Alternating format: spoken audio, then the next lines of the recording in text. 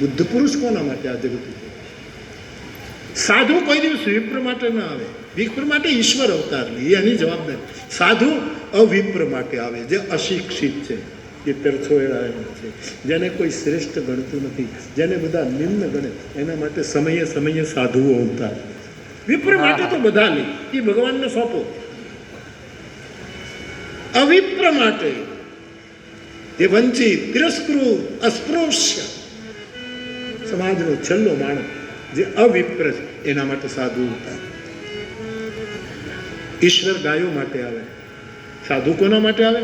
ગાયો માટે નહીં, ઈશ્વર આવે કરે, આપણે ગાયોને પાળીએ, પણ સાધુ ગાયો માટે નથી આવતો. ગાયો જેવા જેના રાગ સ્વભાવ હશે ને, એને પ્રેમ કરવા માટે સાધુ. જે ગાય જેવી જેની આંખો હશે, ગાય જેવી જેની ગરીબાઈ હશે, ગાય જેવું જે દિવ્ય પ્રાણ, એવા જેના સ્વભાવો છે, એના માટે સાધુ પ્રગટે. ઈશ્વર દેવતા માટે પધારે, સૂર માટે. સાધુ સૂર માટે નહીં, સાધુ અસુર માટે પધારે. અસુર એટલે બે સુરા લોકો, બે તાલ લોકો, જે સમાજની સંવાદિતાને તોડે છે, આખું જગતમાં કોલાહલ ઉત્પન્ન કરે છે, હાર્મની તોડી નાખે છે. એવા બે સુરાલ માટે સાધુ જન્મ લે છે, અને ઈશ્વર સંત માટે પ્રગટ થાય છે.